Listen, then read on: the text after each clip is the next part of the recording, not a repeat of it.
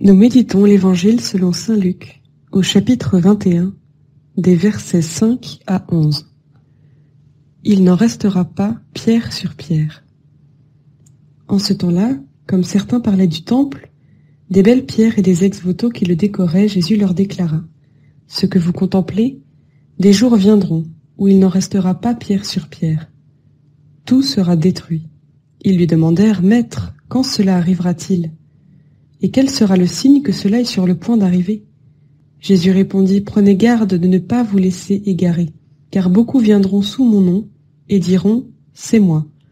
Ou encore : le moment est tout proche. Ne marchez pas derrière eux. Quand vous entendrez parler de guerre et de désordre, ne soyez pas terrifiés. Il faut que cela arrive d'abord. Mais ce ne sera pas aussitôt la fin. » Alors Jésus ajouta : « On se dressera nation contre nation, royaume contre royaume. Il y aura de grands tremblements de terre, et en divers lieux, des famines et des épidémies. Des phénomènes effrayants surviendront, et de grands signes venus du ciel. » Prière. Allez dire aux nations : le Seigneur est roi. Le monde inébranlable tient bon. Il gouverne les peuples avec droiture. Joie au ciel, exulte la terre. Les masses de la mer mugissent. La campagne tout entière est en fête. Les arbres des forêts dansent de joie devant la face du Seigneur, car il vient. Car il vient pour juger la terre. Il jugera le monde avec justice, et les peuples selon sa vérité. Demande.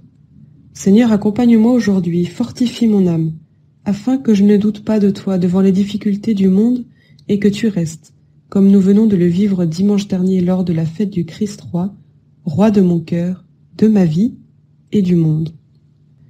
Réflexion, premier point. Ce que vous contemplez, des jours viendront où il ne restera plus pierre sur pierre. Tout sera détruit.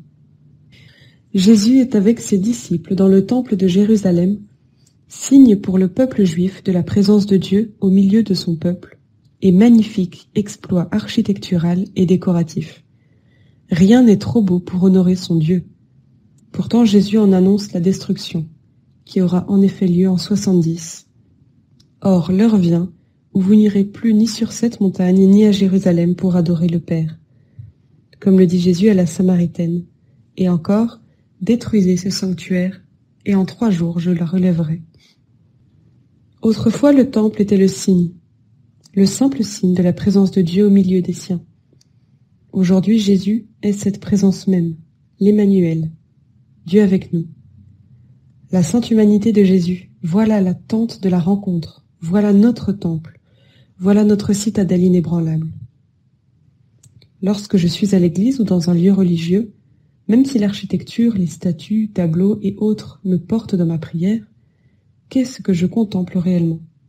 Est-ce l'émotion de contempler ? Ou est-ce Dieu que je cherche et que je veux contempler ? Est-ce que je sais contempler la présence réelle de Jésus dans cette humble hostie qui est exposée devant moi ? Est-ce que je prends le temps de contempler Jésus présent dans mon cœur ? Deuxième point. Prenez garde de ne pas vous laisser égarer, car beaucoup viendront sous mon nom. Ne soyez pas terrifiés.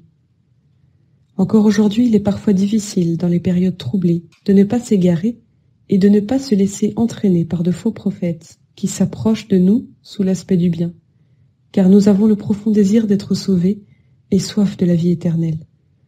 Or Jésus nous prévient, beaucoup viendront sous mon nom. Devant ces prédictions qui nous touchent, nous pouvons nous poser une question simple. Est-ce que cela me fait grandir dans l'amour de Dieu et dans l'amour de mes frères ?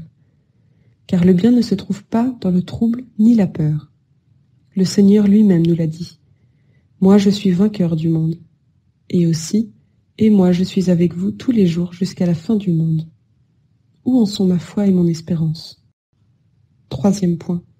On se dressera, royaume contre royaume, des famines et des épidémies, des phénomènes effrayants. Jésus poursuit son discours pour insister auprès de ses disciples et de nous également que nous ne devons rien craindre sur cette terre, car nous sommes faits pour le ciel. Avec saint Paul, nous pouvons espérer, car si notre corps, cette tente qui est notre demeure sur la terre, est détruit, nous avons une demeure éternelle dans les cieux, qui n'est pas l'œuvre des hommes. Alors appliquons-nous plutôt à laisser mystérieusement grandir en nous cet homme nouveau que l'Esprit façonne à l'image du Christ et qui sera notre visage d'éternité. Dialogue. Seigneur, il est parfois difficile d'espérer au milieu des épreuves de la vie. Donne-moi la grâce de recevoir ce don et de faire grandir cette vertu dans mon cœur. Résolution. Réciter régulièrement un acte d'espérance, surtout dans les moments difficiles. Mon Dieu, j'espère avec une ferme confiance que vous me donnerez par les mérites de Jésus-Christ votre grâce en ce monde et le bonheur éternel dans l'autre, parce que vous l'avez promis et que vous tenez toujours vos promesses.